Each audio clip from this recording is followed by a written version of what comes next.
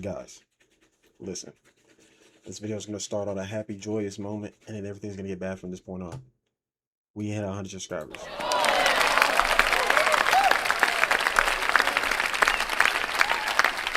Thank you. I appreciate every single one of y'all that subscribed. The only reason why I look like this right now is because I just got off of work and I'm tired of shit. And I'm broke as fuck. But we here to.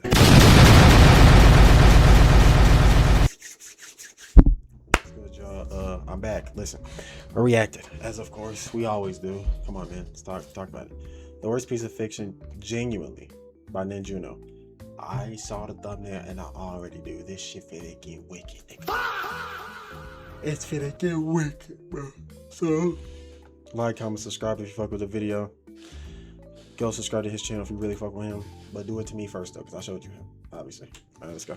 To the generosity. But Rent a Girlfriend is not the worst piece of fiction. Yeah, it's just not. This is a dude being... Okay. It's just a dude being really fucking corny for most of the show. And I promise there's worse.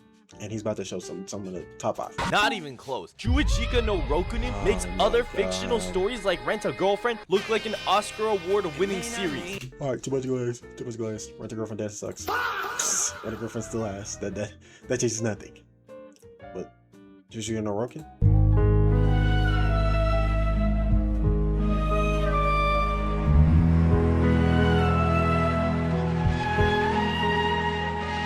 Genuinely, yes. This manga has got to be the most disgusting, horrible, and unserious creation I've had the disservice of laying my eyes upon. And the reason I'm even making this video is because the profile picture I have on my YouTube channel is based on the main character of this manga. Yeah, because the problem is the person that draws it can draw, and the person that wrote the story was doing okay at the start. Then they got hungry for something. He'll probably bring it up. And when I was trying to explain to a friend the plot and story of it after not reading it in years, I was thinking that I actually sounded so ridiculous to the point that I was completely questioning what I was even talking about and why I even started reading this series at all. Because when you just hear this story described to you, it sounds so absurd, like it makes zero sense at all. I stopped reading it at some point because I just couldn't deal with how bad it was getting. But I found out not too long ago that the series had concluded with a total of 200. I don't want y'all know. It's a revenge manga. There isn't a revenge manga in the world that is personally just humans. Literally just humans. That should last 232 chapters. Now, you can bring up Guts, right? But Guts has supernatural bullshit going on, so it makes a lot of sense that, you know, at the start, if he tried to get revenge, not that crazy. Then supernatural becomes fake out. It's like, alright, you're like a normal human to deal with gods, so it makes sense. But like, come on, bro. You're telling me a normal person versus 5 normal kids somehow turns into 232 chapters? 32 chapters of straight carnage. So I recently did the displeasure of rereading the whole manga start to finish, and bro, let me tell you, the story ain't get any better. In fact, it gets even worse. And for y'all to see for yourselves just what we're working with, here's a synopsis of the story in the first chapter. So this manga is about this guy Aruma Shun, and at 12 years old, he is getting ruthlessly bullied by this group of 5 kids in elementary school, with their leader being this psychotic ass boy named Shigoku Kyo. Yep, normal Japanese lore. And these aren't your typical elementary school bullies. No. Not only does he get physically beat up, this man was getting shot by BB guns, forced to drink some of the most disgusting concoctions ever created with fucking bugs in it, but he was also getting this done to him. Dog. What? I don't even remember that. What? I don't remember that part. I don't remember a singular thing about that part. Oh my god.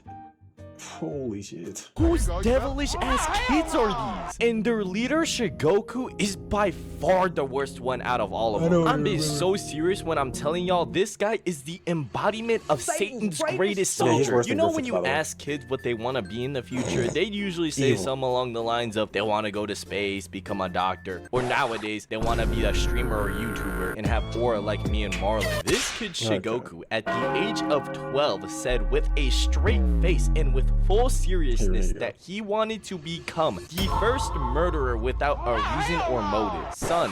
First of all, one, a lot of people got you beat.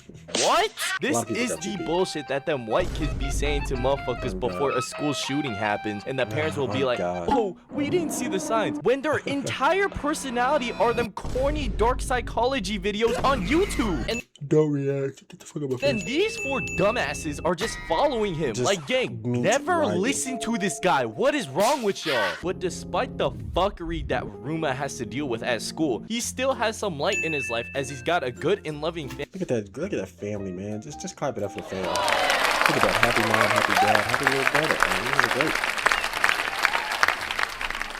great. Don't ask me if it stayed great though. Don't ask. Family with a younger brother that he deeply cares for. So he tries his best to put up this facade around his family that nothing is wrong and that he's doing just fine at school. But then one day, for absolutely no reason other than for the complete love of the game, the leader of the bullies planned and staged an entire car accident in which he ended up sliming out both of Ruma Shun's parents. And then after the car crash happened, opened the door to the backseat of the car and he beat Shun's 6-year-old brother with a rock he found on the ground and then lit the car on fire, which placed Shun's brother in a coma for the unforeseeable future. Mind you, this is like the first 3 fucking chapters of this shit, bro. Come on. I'm not. I'm not okay. So after this entire incident, Shun goes to live with his grandpa in the mountains, which his grandpa so conveniently turns out to be a Japanese Secret Service soldier from a group called the Kitayama Corps during World War II. And because of his time there, he has knowledge on the most brutal ways you could kill and torture a person. And when Shun told his grandpa what happened, his grandpa was like, bet, let me train you. So for a few years, he stayed with his grandpa who trained this man 12 to 15, by the way. This is 3 years. He trained like this for 3 years. Just want to remind you. 3 years. 3 years, just remember. Shun, so that he could exact his revenge on his bullies for what he did to his parents and his brother in whatever way he wanted. And that's how the first chapter goes. Now, I'm not gonna lie. Back then, I was intrigued by this beginning and I wanted to see where it went. But looking at it now, this shit was just a really stupidly dark and corny story about revenge. And I don't know how I didn't stop reading. Yeah, I should have known the second that the main character the main villain literally just says, oh, I just want to be evil just because. I should have known. I should have fucking known. He's not Sukuna, bro. After like the first 30 chapters, because the way that the main character exacts his revenge on these bullies is through the most gruesome torture methods I've seen. If I were to go into detail how Shun tortured oh my god, this nigga, yo, I got a full screen this. He can't go into it, but bro, him right here, he skins him and then pours, I forgot what it was. He like skins him, like he has like muscles barely out. Then he pours something on those muscles. So then he perpetually feels pain, but it can't stop because his skin is exposed to the air. I mean, his muscles are exposed to the air, and he skinned him just enough to where it's his muscle and his nerves, but only his skin is gone. And then he just pours whatever liquid onto him, and it burns. And he just does. He keeps doing it over and over again. He keeps going. Killed some of these bullies, I think my video would deadass get demonetized right away. Also, I can't defend Aruma Shun's corny nature because this dude will not shut up about this goddamn revenge. Mind you, he literally refuses to just have friends, bro. Like, I get it. Revenge and all that, but like, bro, damn, you can't fake a friend though. You can't fake a friend to kill someone. Like, gang, for a second, shut that shit up. After like 60 chapters or something, he ends up smoking the first 4 bullies with little to no effort. But the majority of the manga, unfortunately, ends up being a whole dragged out journey to kill the leader. Oh god. Oh, you telling me 60 chapters? He does the first 4 light. The last, okay, so you're telling me the next, what's that math? 100, yo. Oh my god. The next 170 chapters is him trying to kill one person.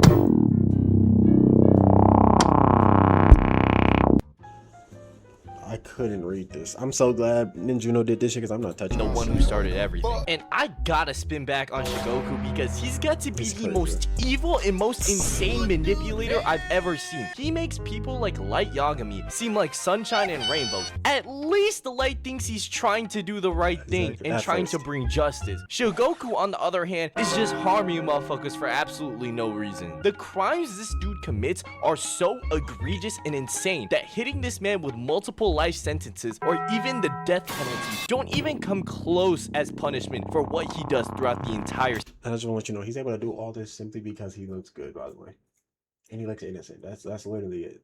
That's literally it. Series. You know it is an issue when a police inspector begs the main character to slime this man out. Shigoku's entire personality is pain and death is fun, and he tortures for the love of the game, which at first glance is really disturbing, but also so unbelievably corny. Oh my god. This is who the people that say they punch metal lockers for fun think they are. Like, gang, we can't be serious right now. It doesn't help You're telling me a dude, yeah, this is literally just a guy that just says, yeah, I punch brick walls when I'm bad. That's just him, but him actually doing it and everything else. That's literally just this.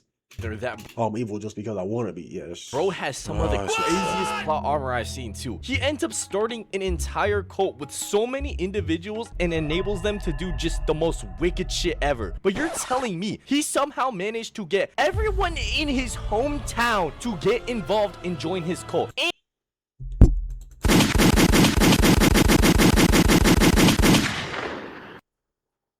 I don't even know what I'm listening to anymore. I'm glad I stopped reading this shit. Holy fuck, I would have been pissed if I kept reading this. And that this motherfucker got away with it for years. How do you even, you know what? No, whatever, bro, it's Japan.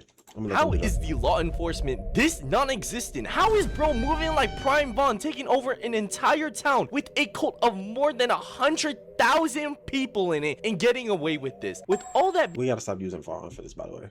But he's every Japanese villain ever is just 10 times worse than Bond. Being said, I completely understand the main character. This motherfucker is pure evil. Yeah, I would not let this man slide at all. And some of these panels where Shun is just going crazy are low-key valid. I would crash the fuck out too. But even though I found the art of his character pretty decent, that alone still does not excuse it for being one of the most ludicrous stories I've ever seen. Because when you just take a moment to just sit there and think realistically about it, what do you mean an elementary school kid in the 5th grade plotted to slime out someone's parents for absolutely no reason, which then caused another 12-year-old to train in the mountains and was taught every single way to kill a person? This, like, how's his grandpa just casually the guy that he would need to be for that?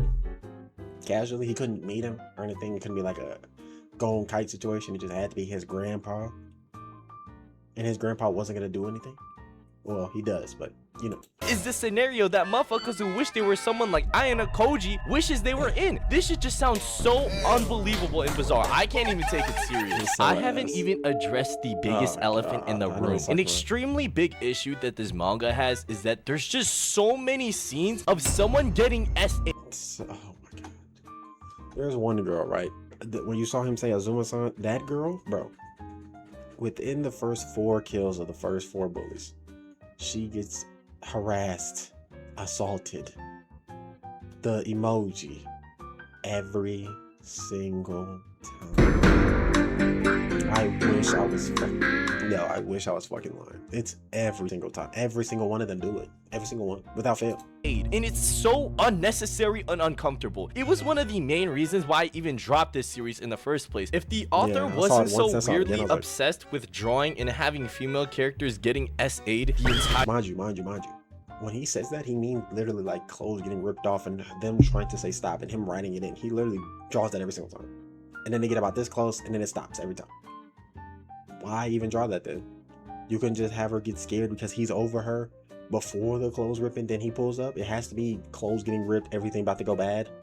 entire series, it would probably be 5 times better than it is. There is also actually negative character development from anybody in this entire series, because every single seemingly important supporting character to the story just ends up getting tortured or killed off. There was this one detective female character that they were hyping up after the time skip, more on that later, and NPCs were straight glazing her in her introduction. Of course, that's how you know she's gonna die. Either she's gonna be mediocre as fuck or she's gonna die. Only for her to get bodied from a big ass hammer near the end for absolutely no reason. However, there's one thing I want to talk about before I start wrapping this video up. Let me talk about the chapters that completely made me lose all interest in wanting to continue this series in the first place. After Aruma slammed out the 4th bully, this man Shigoku shows up at his brother's hospital room, casually talking to him. Now look, I don't know about y'all, but if I knew someone as dangerous as Shigoku knew where my brother was in the hospital, I am forcing my family out of the country and making sure they cannot find them. Well, the thing is, how the hell is he gonna get him out the hospital? He barely even paying the bills. So that been his first instinct, but no, this brain dead ass main character lets his brother get kidnapped, causing the first showdown between Aruma and Shigoku. And throughout this entire encounter, Aruma Shun put up the most Tony Snell performance I've ever seen. Mind you, this is the guy he needs to get the most, and he pulls up the De'Aaron Fox numbers. He pulls up a De'Aaron Fox. All you gotta do is hold the ball, go for a layup, get your shit blocked. So fucking ass. And he's supposed to be the vet, by the way. There was a point when Shun's grandfather showed up, and I thought they were going to put belt to ass on everyone in the room after rescuing his brother from Shigoku's hand. But then Shun just allows this man Shigoku to steal his brother right back from him. Shigoku then has one of his members of his cult try to chainsaw the little brother to death. So then the grandpa sacrifices his life to save him, which ended up being in vain anyway, because right after, Aruma sees Shigoku kill his brother right in front of him. Bro, I have such an issue with this sequence of events, because this man Shun deadass lost everything important to him. I know some of y'all freaks in the comments gonna be like, but Ninjuno, he was pulling every female in the entire series. Don't matter, bro. Literally all of them died. Literally every single one you see, man, he pulls dies. He bags all the baddies. Twin, no amount of poom poom is gonna fix the fact that his entire family is dead. The one time you get to see what his grandpa is made of, since he's the one who taught the main character everything he knows, he immediately gets killed off along with his brother, who just got out of a coma, by the way. Mind you, he's finally awake. He's been asleep the whole time. He's finally up. He's like, damn, my skin's fucked, but I am alive though, and I can still think. That's horrible writing. And at the end of this encounter, Shigoku, and somehow for the next 170 chapters, he's supposed to just try to kill him the whole time. Who gets away, and Aruma ends up getting framed for the murders that happened. And then there's an entire time skip after he goes to prison for a few years, and he somehow developed amnesia, and that's the point.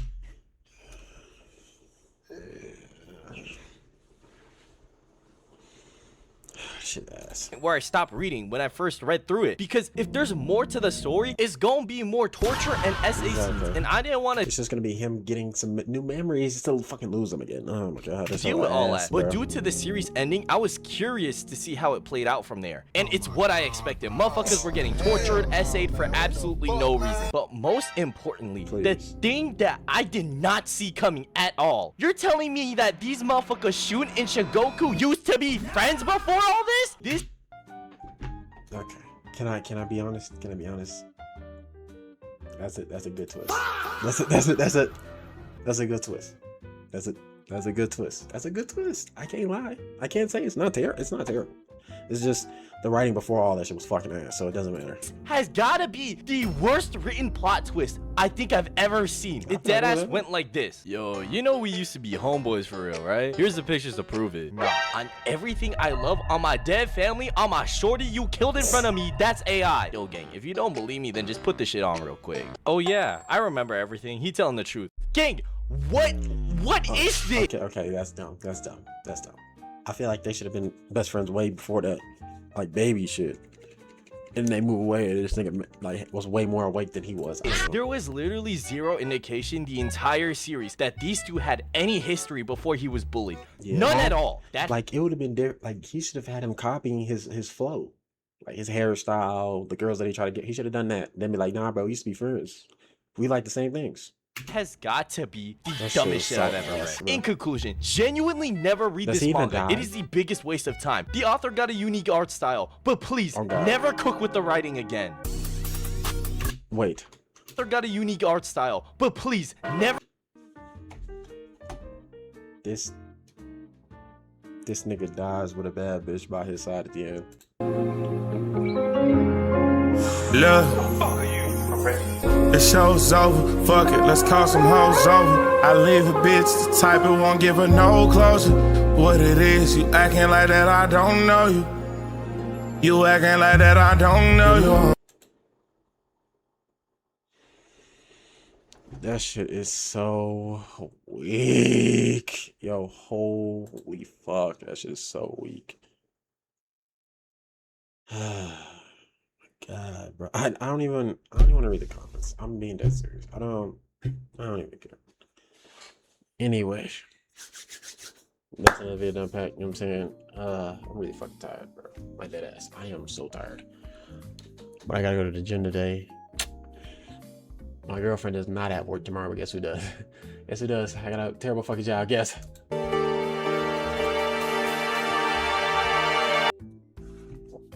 Anyway, though, it doesn't matter. That's why we're trying to get a new job. I get a new job, I have a more serious schedule. That means I get paid more money, which then means I get to try harder on this. I know it doesn't make sense because I'm gonna be at work more, but you gotta understand. If I have money, I don't gotta stress about it. So then that means I come home and I'm not tripping. So then I get to do this shit without tripping. Nothing in the back of my mind. I can just, make videos. I don't really like doing these episodes in the video because then I feel like I get a little too comfortable and I start telling y'all too much information. And then I feel like this information only be given like after I'm big and I'm like, yo man, y'all don't even know back then. Like that's when I should be telling y'all that. But yeah.